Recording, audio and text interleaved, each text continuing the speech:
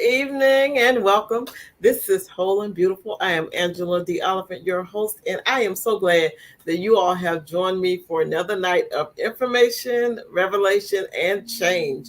As you all can see, I have a guest with me, and that guest is my son, Stephen Oliphant. He is going to be with me on tonight. We're going to talk to him in just a minute. I want to share some things with you all real quick. We're still having our couples conversation. So if you know of a couple that you want to be on the show, send me an email, wholebeautiful@gmail.com. We will get them on the show. I'm looking to do something really big with the couples and getting couples together so that we can talk about some different things. So if you know a couple, just send me their information or give them my information. Just have them send me an email, wholebeautiful@gmail.com. And we are just talking to different people during the course of the weeks. We have our facts on Fridays sometimes, and we are doing a lot of different things. And I'm looking to do a different setup and some different stuff. So I have a lot of ideas, but this month I'm going to be talking to some dads. I'm going to be talking to some different men. And who better than to start with than my own son, Stephen Oliphant? I wanted to start with different men in the area or different men that I do know so that we could talk to them and find out their viewpoint on some stuff, find out who they are, find out what's going on in their lives, and find out how things are going with them. He's back, yes, because he had frozen for a minute, guys. It looked like he was just taking a nap. But he is back. His name is Stephen Oliphant, and I call him Jay, so y'all will hear me say JR or Jay throughout this interview with him.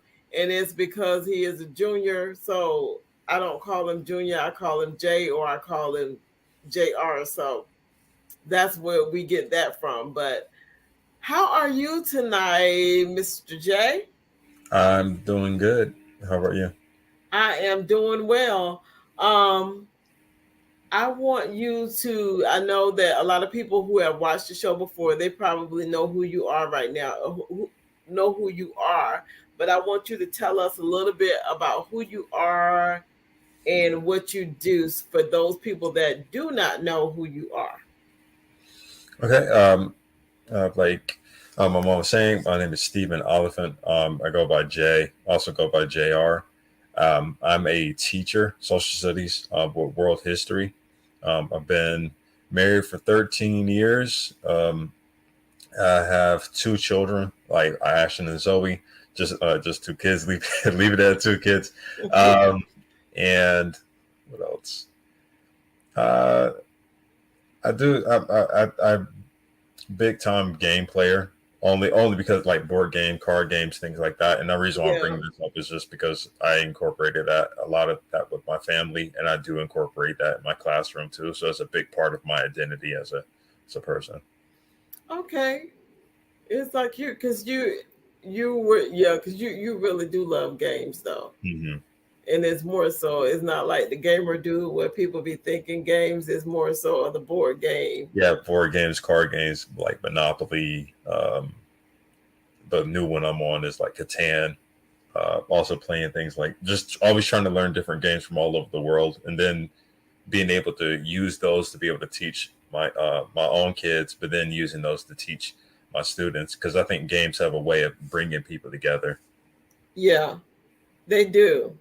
Because I mean, even when you go to like different meetings and they have like those icebreakers, or they have different Mm-hmm. things because they're trying to get people involved, and that's one way that they get people involved is through games. They Yeah. started that they started doing that and having like the different games that they may have, and you will find out a lot about a person when you start playing the game. Yeah. Yeah. Exactly. Yes, because I played a game not too long ago with my son and my grandson, and I was Right. like, whoo, my grandson is like off the chain. Yeah. Like it's very very competitive. Yes, it's like he wants to win at all costs, and it's like the real person of who he is comes out Hmm. when you're playing the game. So, um, and you were saying that you use those games, you utilize games also like in your classroom. How do Yeah. you incorporate those games in the classroom with being like, do you center it around history or do you center it around different things? Well, like I do center around history. Some of the setup what I used to do would be like Jeopardy style games. Okay. So pretty straightforward. But then I remember I was trying to teach I was doing a unit or a lesson on capitalism. So one of the ways that I was trying to get them to understand how capitalism works was to play the game Monopoly Mm-hmm. or a variation of it. So we still had to change up the rules a little bit, but just using that as a um, teaching method, only because what I find is that talking a long period of time doesn't necessarily reach kids.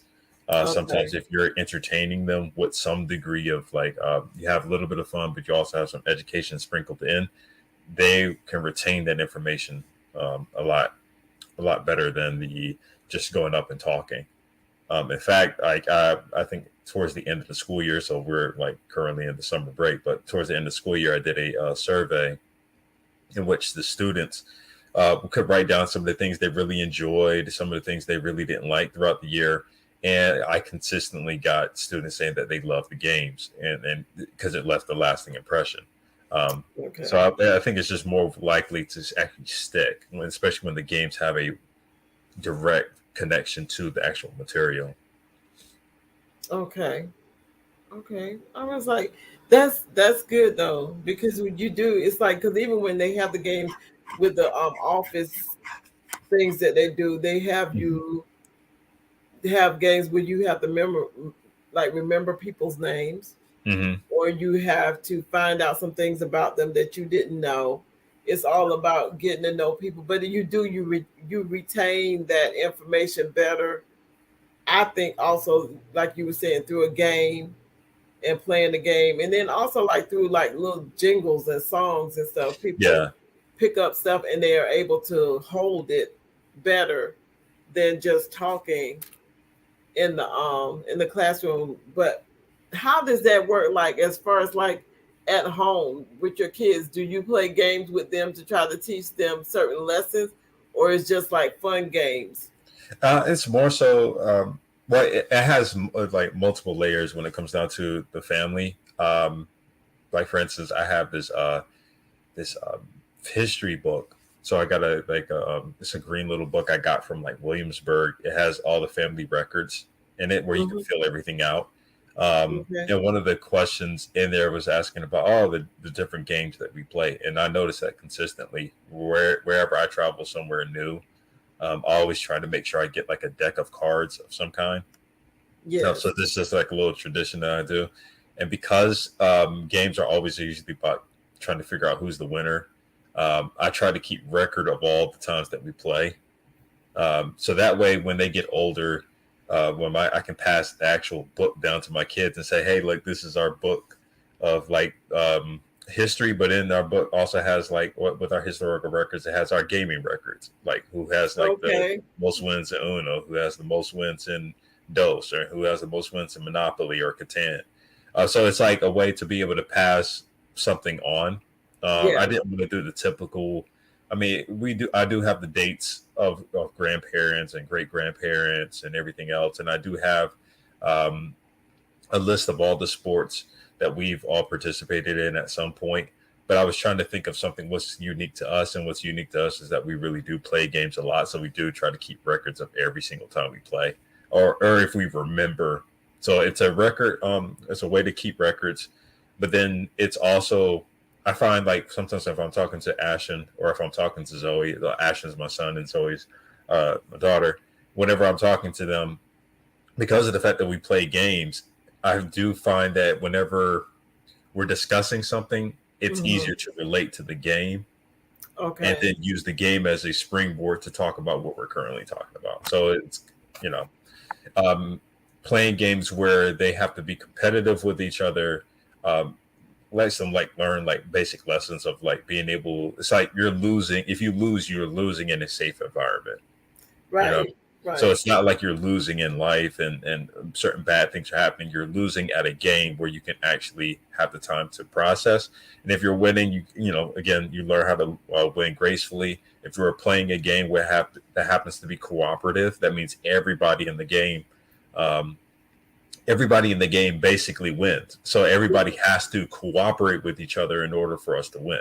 So those sort of games, they've just built a stronger community. So like record keeping, building a stronger community, teaching life lessons, or Mm-hmm. teaching just basic math skills, because you can use like Monopoly to learn how to use basic math skills, or like Catan uses a lot of resources, so you have to Yeah. give resources in order to gain resources. So you're having to do a lot of math and watching the board and so it's like you're exercising your brain without really feeling like exercise, Right. which is important.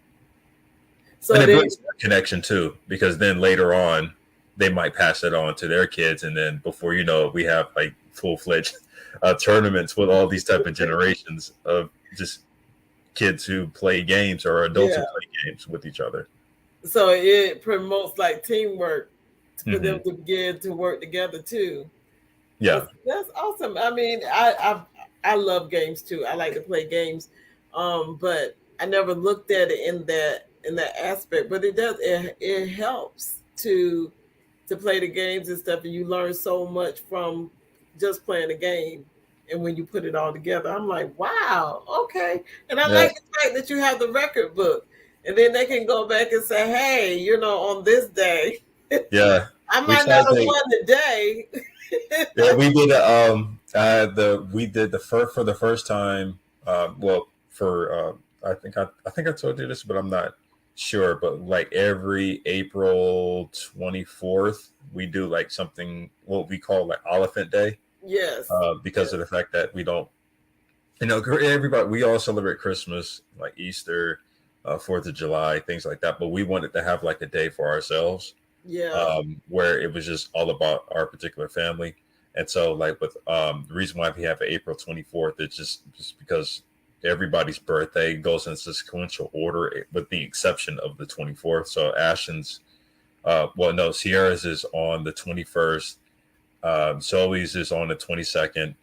I'm on the 23rd. We don't have a 24th, and then Ashton's on the 25th. So yeah, we figured that since we're missing a 24th, we would do it on that time. And then I think we were either do April or we do April or February. And then we do like one thing we consistently do is that since it's Oliphant Day and it's like we go out yeah. and get donuts on that day. Um, Okay. and then we also try to play games. Like this is the first this year we did the donuts, but then we also did a round robin.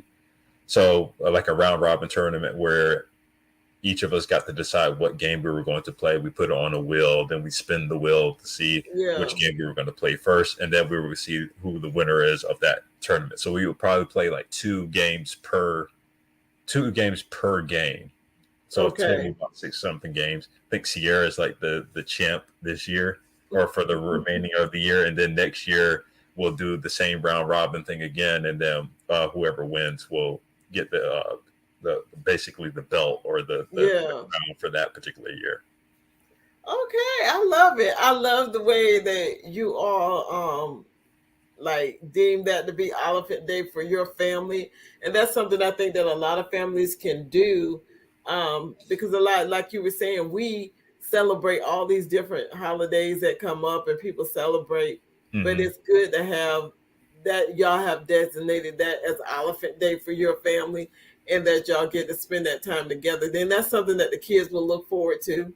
That's something that the parents will look forward to, and Yeah. then it may be something that they pass on to their families, that hey, this is Elephant Day, Yeah, my vision, hopefully, one, I was going to try to start expanding it, like Yes. just including a lot more people with that, and then two, my other thought is that by the time that my Ashton and Zoe get older and they start having children of their own, my hope is that this will turn into like possibly like family reunions, Yeah. like days to be able to do that, and probably still keep the tradition alive of at least like no matter what we have, we're going to have donuts or something, Yes. something along those lines, or we're always going to be playing games. Yes.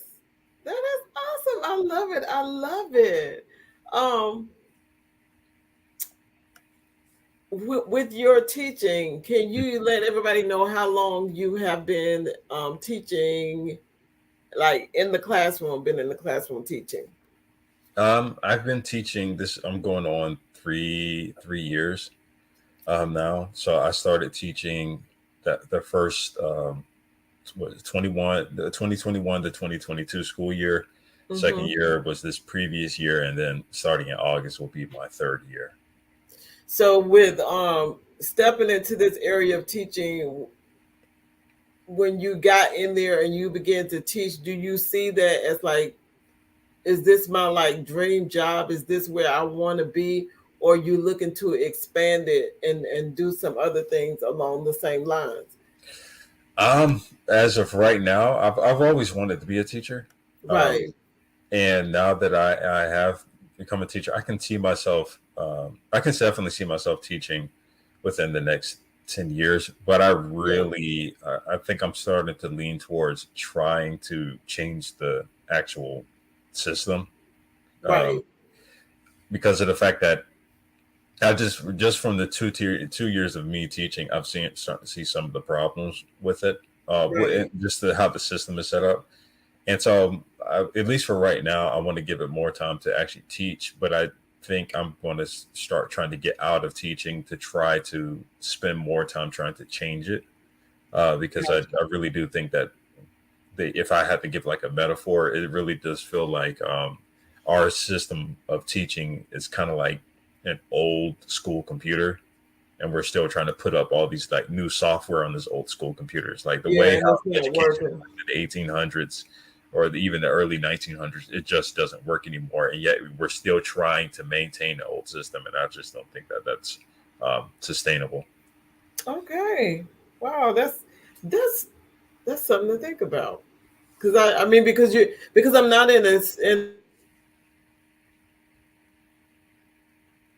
the school system. Because I was there volunteering and doing different things at the school, but I never looked at it like that. That is good. I like that Yeah. because a lot of the things are we do we do need some basic things the way Hmm. that we teach, but we don't need to just like stay in the same area still trying to teach. I got you, trying to teach through the same type of methods or whatever, Yeah, that different ways. my dilemma, or like I guess the challenge for me right now, is just figuring out if leaving the school system to try to change the system is the best way. So in other words, to leave out of the classroom and to go into Yeah, it's higher like whether position. you need to be in to Hmm. change from within or whether Yeah, you need to be out where you can change from without. I got what main question?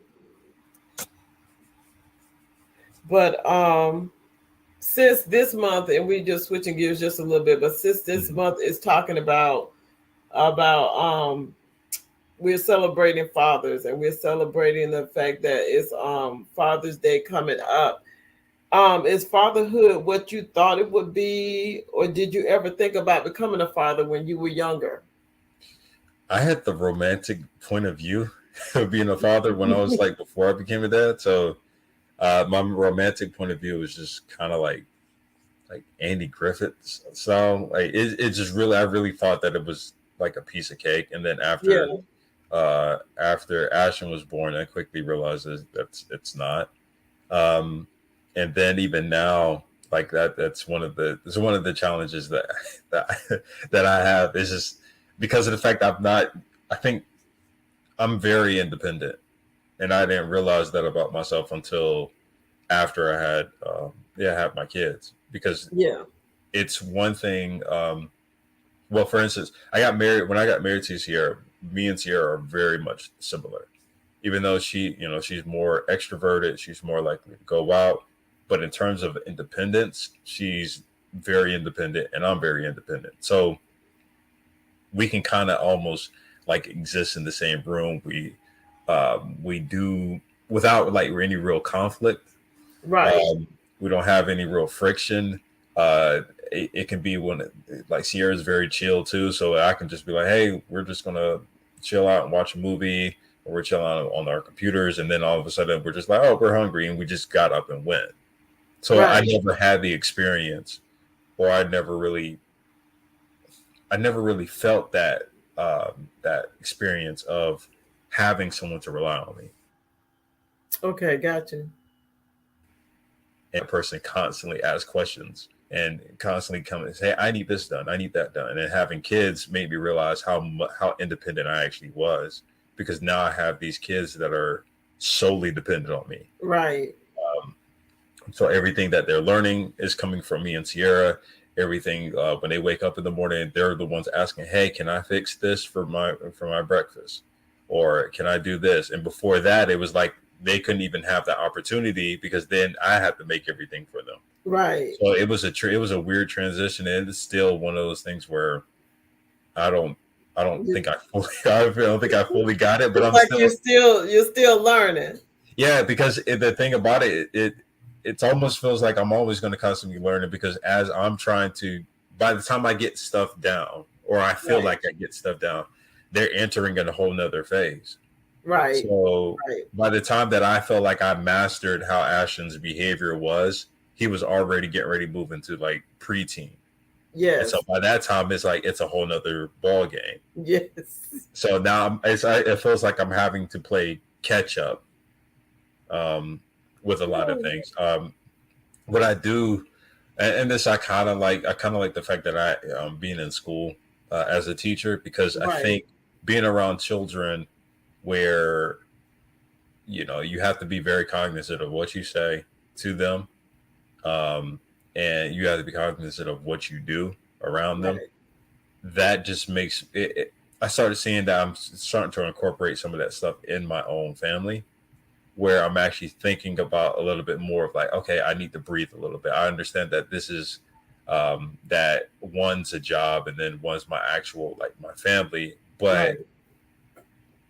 if I'm, it's kind of like the mindset that if I wake up every morning and I'm going to the school and I'm trying to give 110% Yes. for kids that are not even mine, um, and I'm trying to be patient with kids that are not even mine, then why shouldn't I give that 150% or 200% for my own children? Right. So Right. then having to really take the time to think like, I really need to step my game up, because if I'm giving, I don't want to ever have a position where I'm giving a certain level of care for my students higher than what I'm giving the level of care for my own children.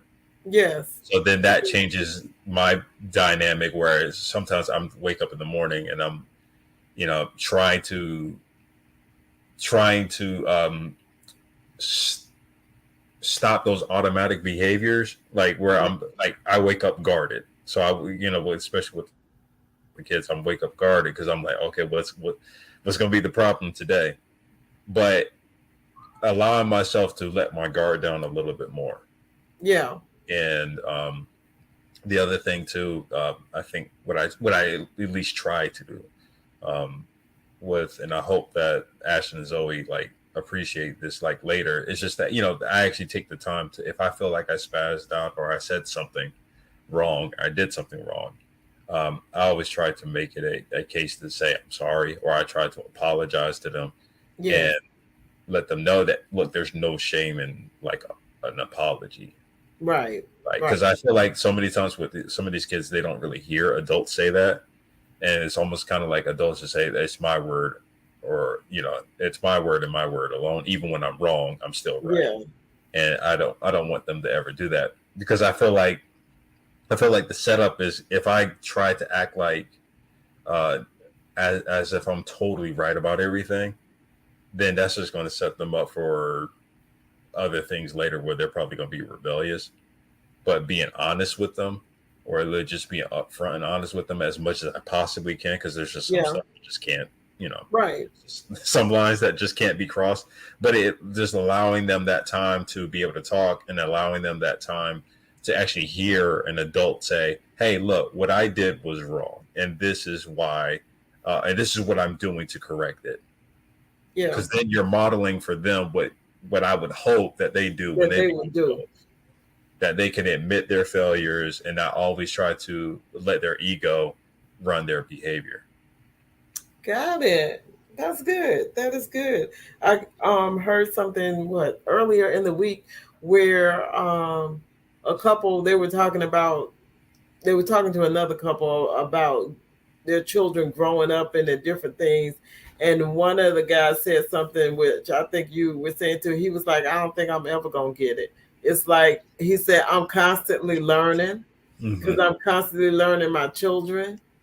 And then he was saying that he said that his dad and his mom came to him and they apologized to him for some things like that happened early on when he was like a teenager and when he was at home with them, because he was saying at that time that's what they knew, but Yeah. they realized now that that was not right, so they came back and they apologized. And when they apologized to him, he was like, what I'm gonna do with that?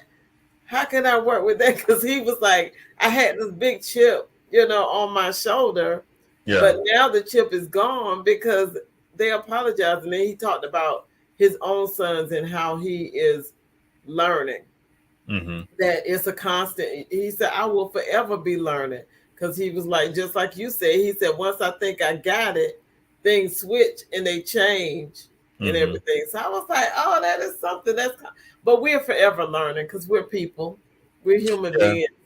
And The technology is always changing in this portion. Our kids have to go through different things. So some of the yeah, advice that we tried to give them just doesn't make sense, right. because of the fact that they have a whole different outlook. Um, I think the one example I can give would be that, a long time ago, these we could just be, just tell them, hey, look, what sticks and stones may break my bones, but words will never hurt me. That type thing. Just let it roll off. Don't worry about it. It's just Yeah, words. But the thing is now, like if I before I had like dreadlocks, and even when I was in school, I would have people who, like, if I got my hair cut bald, you have yeah, people come and slap the back of your head. That would happen, and it was very upsetting. yeah, But it was almost like a one-off. It didn't happen really as much again, and I didn't really have to worry about it. As long as I stood my ground, or if I just didn't bother with those people again, I didn't really have to worry about that. My children, though, and as well as the kids that I teach, not only are they getting smacked in the back of the head, somebody's filming it. And yeah, so when that person's filming it, now they can put it on the internet. Even if somebody forces them to take it down, somebody probably screen grabbed it. So then you have yes, copies of it.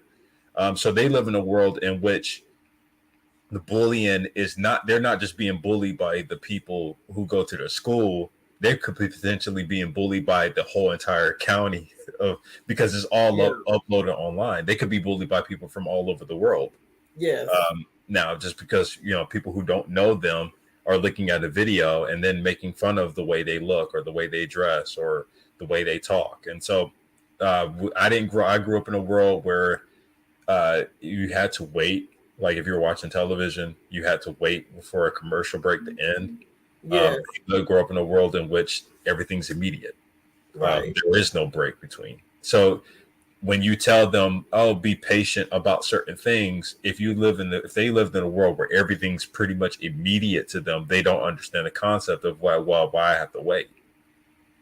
So it's some of the advice that, there's some advice that the older generation can give that's always just going to be timeless, no matter what. right, right, It's always going to stick true, no matter if it's the year 3000 or if we're talking about the year 8000 BC. But then there's just some things that we do kind of have to adjust on, because just the nature of technology just changes how we see each other. It changes how we relate to the world around us. Yes, it does. And that is something to give some thought to, because a lot of times I know that I'm trying to think outside the box. Hmm. I'm trying really hard because I didn't realize until I don't realize until like I talk to you, or I talk to Omar, or maybe even Sierra and Lizzie, and I sit and I start talking to you all and listen to your conversation. I'll be like, oh, I'm in a bubble, because it's like I have my own little world that Hmm. I'm a part of. And sometimes I don't realize like how far and deep I'm into my own, I guess, like own space. Yeah. And you don't realize some of the stuff that is going on the outside of that bubble that I've created for me. So it's good to hear you say some of the things that you're saying tonight, because it's making me think, because we have to think outside the box and think a little bit different. And when you grow up a certain way, then you're gonna have to get out and talk to other people. Yeah. And I think that it works out for me with being a history teacher because Right. having to look at history, it almost forces me to look at other family structures, to look at other ways that people were living in the past, as well as the ways people are living right now. Mm-hmm. And I think we do get so caught up in we live here in the United States of America, so then we get so caught up in the way that we live, and we don't realize that there's a whole planet out there where all these different countries and different Right. people with different ways of people to live. So our family structure we think is normal because we've grown up with that family structure. Our parenting styles are quote unquote normal to us because we've grown up in a world Yes. where that's considered normal. But Yeah. if you go to another whole another country, like a completely different country. So not going to England or not Right. trying to go to like a typical European country. Just go to a Right. country in which they probably have some degree of European influence, but not as much. And you Right. start realizing quickly that the family structure is just not exactly the same. The same. So you Yeah. have to relate it. You have to relate to it slightly different. So by being in history, I have to be able to pull. What I find is I'm starting to pull from different cultures and then trying to implement that within my teaching style, but also within my family. Just trying to figure out, like, okay, why do I accept this as the normal way of doing things, Yeah. as opposed to another way? And like I said, well, it doesn't mean that. And I think sometimes older the people, the older generation, I'm pretty much going to experience the same thing.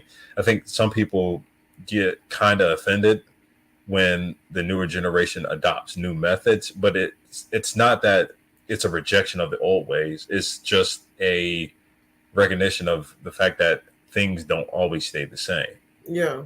And that Uh, they're ongoing, and you have to remain teachable. yeah, you have to and that's for everybody because everybody benefits from when the older people set aside their ego to learn from the younger people. They're going to find out that they move just as quick and probably even better because not only are if you learn from the younger people because you already have the older knowledge and wisdom, Yeah, that foundation. yeah, you'll be a lot more, I think, better than the younger generation in terms of the knowledge because you not only do you have the new knowledge, you have the old knowledge. Yes.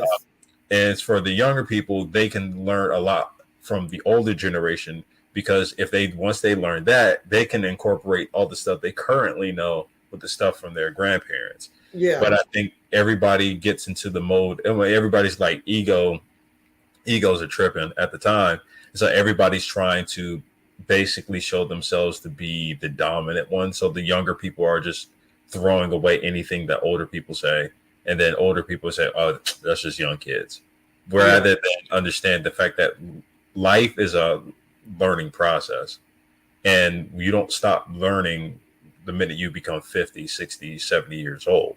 Right. And you don't, and just because you're 13 doesn't mean you know everything in the world either. Right. So, like being able to try to have an open heart and just an open mind to be able to learn. Because if you're a young person and you're going to learn from the older generation, you're going to be a pretty successful person older. And if you're an older person learning from the younger generation, you're going to be able to keep up and know what's going on and know Yeah. how to know how to navigate and network with Yeah, the because then you around know how, if you learn that, you know how to approach the younger generation. them. Hmm. You know how to talk to them. You know how, like you were saying, network with them and get in there, and you won't be intimidated, because a lot of Yeah. people will shut down because they're intimidated by the younger people. So it's Yeah. like they try to stay away.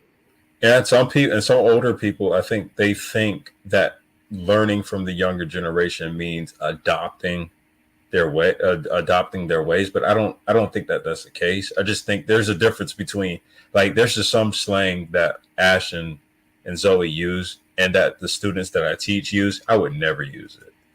I just don't talk like that. Is Right. But I at least know what they mean. So if they Yeah, come you up know to what me and they're they say, talking about. yeah, I know what they're talking about, but some of the trends I just could never get into. And chances are some of those trends are probably trends that if they happened when I was a kid, I probably still wouldn't get into it.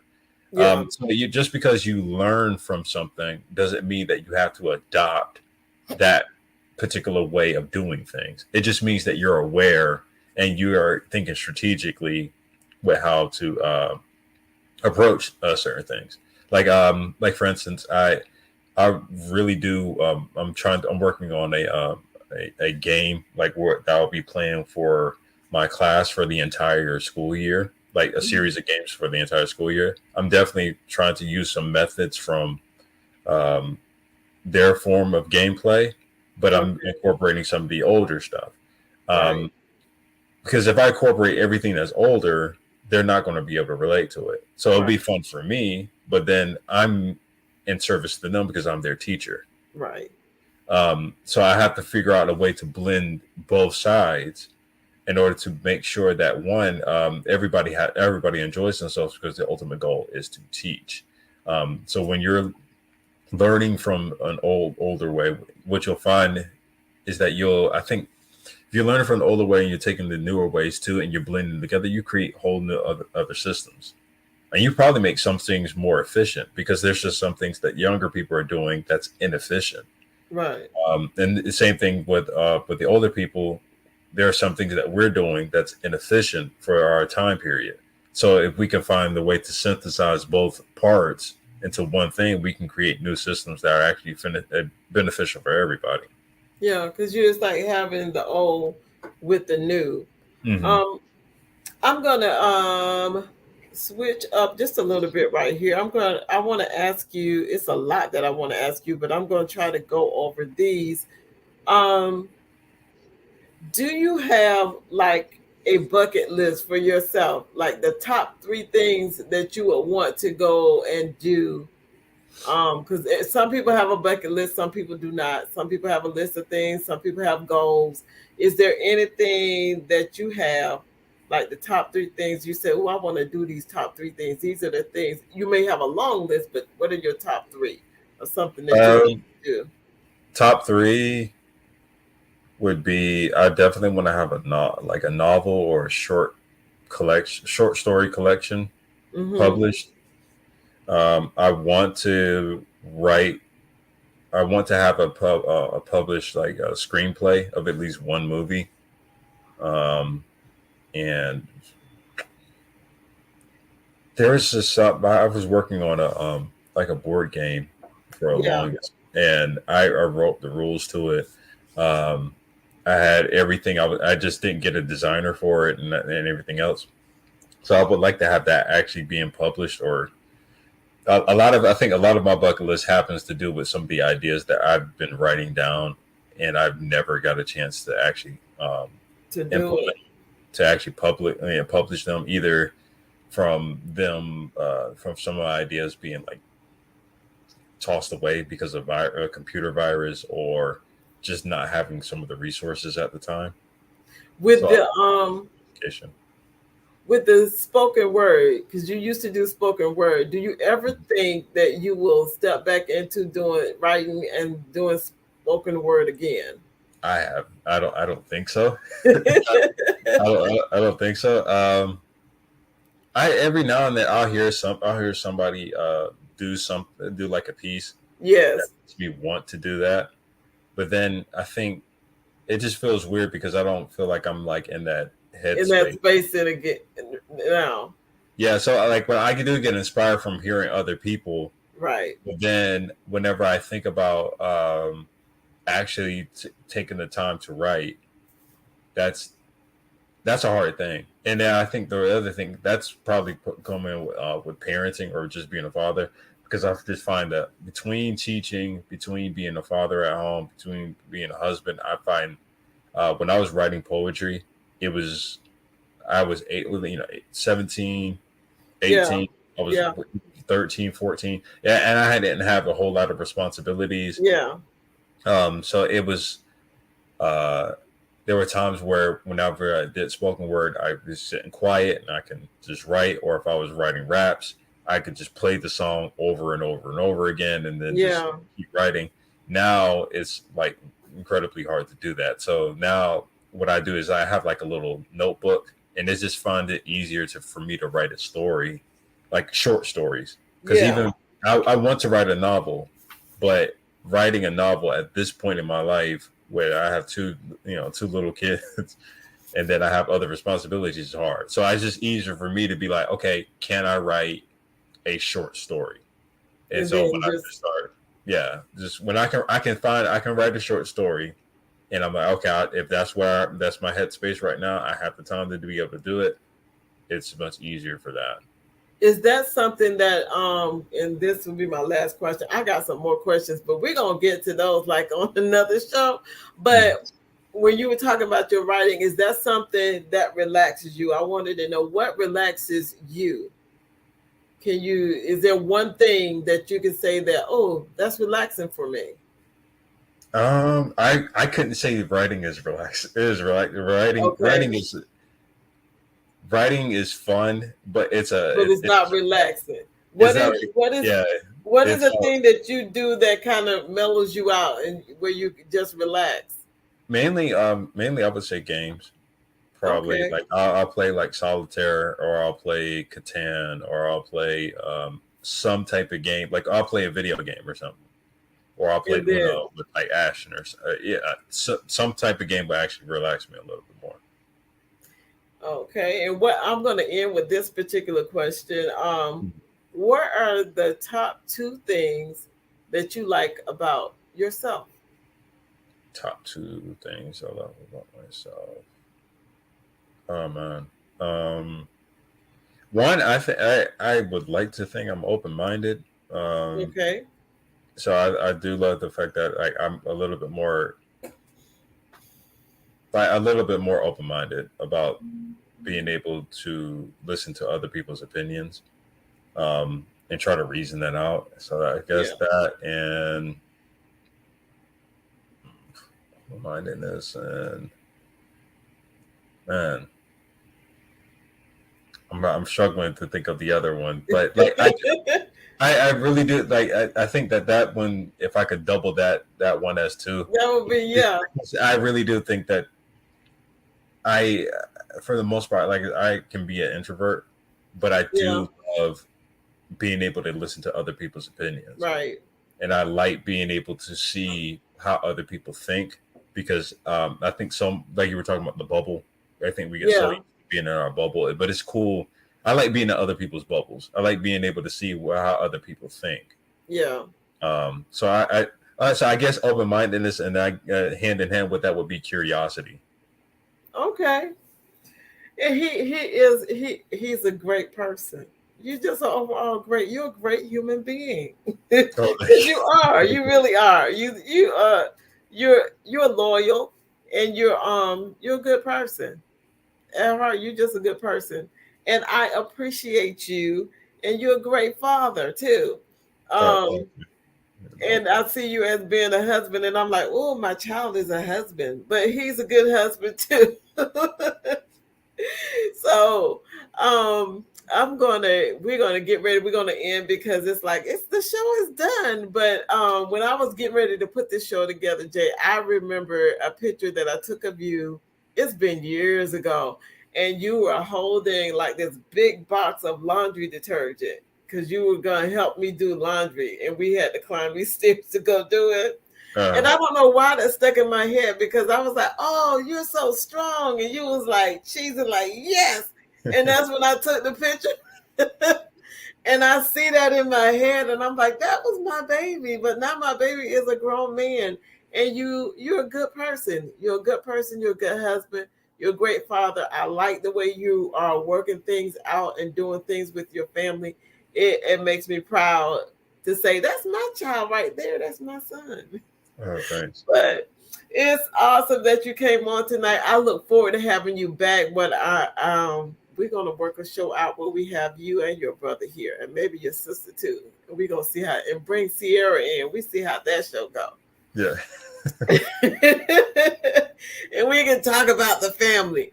But guys, that is my time for tonight. I am so glad that Jay was able to join us tonight. Y'all, if you didn't get the whole interview, go back and listen.